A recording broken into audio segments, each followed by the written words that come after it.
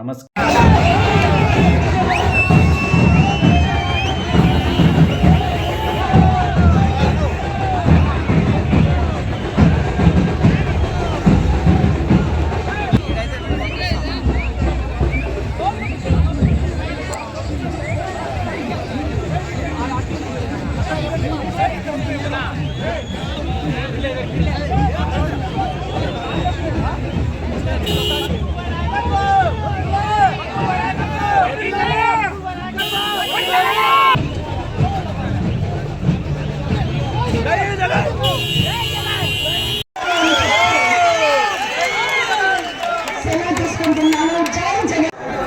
చెప్పకపోయినా కూడా దాదాపు 3 లక్షల ఉద్యోగాలు ఇవ్వడం జరిగింది. సచివాలయ వ్యవస్థ ద్వారా 1,35,000 పర్మనెంట్ గా కార్యదర్శులు నియమించారు, పర్మనెంట్ గవర్నమెంట్ ఎంప్లాయీస్ గా. అదేవిధంగా మన హాస్పిటల్స్, మెడికల్ కాలేజీలు మోడర్నైజేషన్ చేసేదానికి 53,000 మంది డాక్టర్లు, నర్సులు, పారామెడికల్ స్టాఫ్ ఇవ్వడం జరిగింది. ఈ విధంగా అన్ని శాఖల్లో రాష్ట్రం మొత్తం మీద మన రాష్ట్రం విడిపోయినాక 4 లక్షల ఉద్యోగాలు ఉంటే ఇప్పుడు ఈ 5 సంవత్సరాల్లోనే 3 లక్షల ఉద్యోగాలు ఇచ్చిన ఘనత కూడా జగన్మోహన్ రెడ్డి గారిది.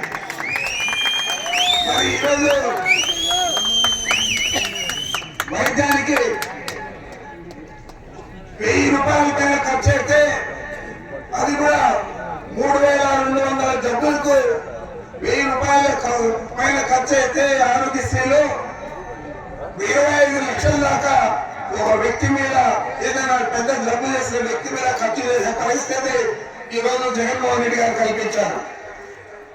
అతను న్యాయమైన తర్వాత ఇంటికి వెళ్ళినా మందులు ఉచితంగా ఇవ్వడం జరుగుతూ ఉంది, ఆర్థికంగా కూడా సాయం చేయడం జరుగుతూ ఉంది. ఈ రోజు వైద్యానికి అంత పెద్ద పీటేసిన ఘనత జగన్మోహన్ రెడ్డి గారు. ఈ రోజు ఒకే సంతకంతో 17 మెడికల్ కాలేజీలు మంజూరు చేశారు 17 జిల్లాలలో. నాడు నేడు కింద పాఠశాలలన్నీ ఆధునీకరించి తల్లిదండ్రి బాధ్యత జగన్మోహన్ రెడ్డి గారు తీసుకొని పిల్లలందరికీ ఈ రోజు వాళ్ళు వేసుకునే బూట్ దగ్గర నుంచి, బెల్ట్ దగ్గర నుంచి, బట్టలు, బుక్కులు, నాణ్యమైన చదువు, ఇంటర్నేషనల్ స్టాండర్డ్స్ తో, బైజూస్ కంటెంట్ తో, ఇంగ్లీష్ మీడియం చదువులు ఈ రోజు కార్పొరేట్ తరహాలో ఇవ్వడం జరుగుతా ఉంది.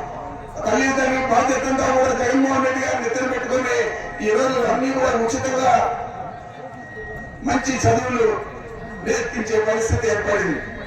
పెద్ద చదువులు చదివే వాళ్ళకు ఫీజు రియంబర్స్మెంట్ కింద పూర్తి స్థాయి ఫీజు రియంబర్స్మెంట్ కూడా ఇవ్వడం జరుగుతా ఉంది. ఓట్లేని పిల్లల కోసం కూడా అమ్మఒడి, విద్యా దీవెన, వసతి దీవెన, అదేవిధంగా ఊరు ముద్ద, ఇవన్నీ కూడా పథకాలు పెట్టి పిల్లలందరినీ కూడా బాగా చదువుకొని వాళ్ళ కుటుంబానికి మంచి పేరు తేవాలా, ఈ ప్రాంతానికి మంచి పేరు తేవాలా, మన రాష్ట్రానికి మంచి పేరు తేవాలని చెప్పి ఆలోచనతో పనిచేసిన ఘనత కూడా జగన్మోహన్ రెడ్డి గారిది. మరి ఈ రకంగా ఏది చూసినా కూడా మనం మంచి కోరి 5 సంవత్సరాలు జగన్మోహన్ రెడ్డి గారు ముఖ్యమంత్రిగా పనిచేశాడు. చంద్రబాబు ఏనాడు కూడా పేదల గురించి ఆలోచన చేయలేదు. చంద్రబాబు ఈ రోజు ఏం మాట్లాడుతూ ఉన్నాడు, ఏదైనా చేస్తే నేను పలాన్ని చేస్తా, ఈ రాష్ట్రానికి నాకు ఓటేయండి అడగల. లేదు, గతంలో నేను పలాన్ని మంచి పని చేశాను, నాకు ఓటేయండి అడగల. ఏది కూడా లేదు. ఈ రోజు రాజశేఖర రెడ్డి గారు చనిపోయి ఇన్ని సంవత్సరాలైనా ఆయన పేరు గుర్తుకు వస్తుంది. మనం ఆరోగ్యశ్రీ అంటానే రాజశేఖర రెడ్డి గారు అంటాం, ఈ రోజు అమ్మఒడి అంటానే జగన్మోహన్ రెడ్డి అంటాం. మరి చంద్రబాబు పేరు ఎట్లా గుర్తొస్తుంది? ఏమన్నా పథకం ఉందా? ఏమీ పథకం లేదు. ఏమన్నా ఒక ప్రాజెక్టు పూర్తి చేశాడా? ఏది కూడా చేయలేదు. మరి ఏది చేయకుండా 14 సంవత్సరాలు కాలయాపన చేసి ఈ రాష్ట్రాన్ని ఆర్థికంగా అధోగతి పాలు చేసిన ఘనత చంద్రబాబు నాయుడు. మరి ఈరోజు రాష్ట్రంలో ఒకే కార్యక్రమం పెట్టుకున్నారు, దుష్ట చతుష్టయం. కొత్తగా ఉదయం చేరింది ఎంతో. చంద్రబాబు, లోకేష్ బాబు, పవన్ కళ్యాణ్ బాబు పురంధేశ్వరి వాళ్ళ మరిది ఏం రాసిస్తాడో అది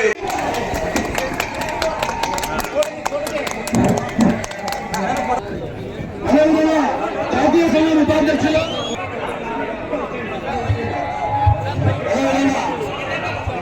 తెలియజేశారని చెప్పినా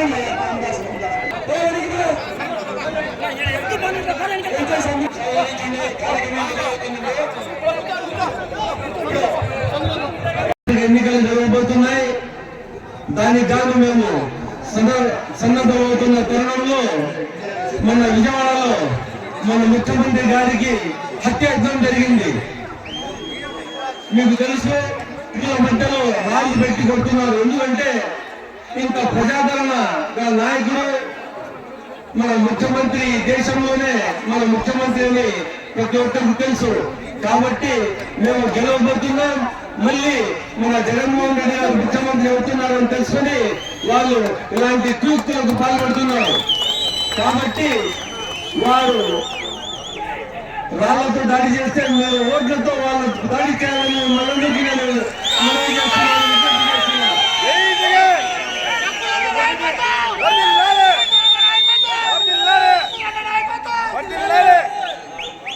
రానున్న ఎన్నికల్లో మీరందరూ ఫ్యాన్ గుర్తు ఓటు వేసి ప్రతిపక్షాలు కూటమి ఏర్పడి వస్తున్నాయి. కానీ సంక్షేమం, అభివృద్ధి ఒక జగనన్నతోనే సాధ్యమని మీకందరికీ తెలుసు. ఒక నెల వాలంటీర్ వ్యవస్థ లేకపోతే పెన్షన్లు ఎంత కష్టపడి మీరు సచివాలయానికి పోయి తీసుకుని వచ్చినారని ఆ వృద్ధులకు మా అవ్వ తాతలు పోయి అడిగితే తెలుస్తుంది. ఎండలో పోయి వాళ్ళకు 58 నెలలు ఇంట్లో కూర్చుంటే పింఛన్ వచ్చింది. కానీ వాలంటీర్ వ్యవస్థ లేకుండా ఒక నెల ఒక రోజు పోయి ఆ పెన్షన్ తీసుకుని వచ్చేకి వాళ్ళకి ఎంతో కష్టమైంది. దానికి కానీ 200, 300, 400 వాళ్ళు ఖర్చు పెట్టి పోవడం జరిగింది. ఒక్క నేను పెన్షన్ గురించే మాట్లాడుతున్నాను. ఇలాంటివి నవరత్నాలు ఎన్నో మన ముఖ్యమంత్రి గారు ఇచ్చినారు. అవన్నీ రానున్న ముందు కొనసాగాలంటే మన ముఖ్యమంత్రి జగనన్న ఎంతో అవసరమని మిమ్మల్ని నేను పదే మిమ్మల్ని చెప్పుకుంటున్నాను. ఇంత బిజీ షెడ్యూల్ లో మా పెద్ద ఆయన మా కబీ కాన్స్టిట్యున్సీకి గవర్నమెంట్ వచ్చిన దానికి ఆయనకి ప్రత్యేక ధన్యవాదాలు మరియు కృతజ్ఞతలు తెలుసుకుంటూ మీరందరూ రానున్న ఎన్నికల్లో ఫ్యాన్ గుర్తుకు ఓటు వేసి కదిరి సీట్ గెలుచుకుని ముచ్చటగా 3వ హ్యాట్రిక్ సాధించి జగనన్నకు మరియు పెద్ద ఆయనకు గిఫ్ట్ గా ఇవ్వాలని మిమ్మల్ని నేను మనసారా నేను కోరుకుంటూ మీ ఆశీస్సులు కోరుకుంటూ రానున్న అసెంబ్లీకి మరియు శాంతమ్మ గారు పార్లమెంట్ పంపాలని మిమ్మల్ని కోరుకుంటూ ఈ అవకాశం ఇచ్చిన పెద్దలకు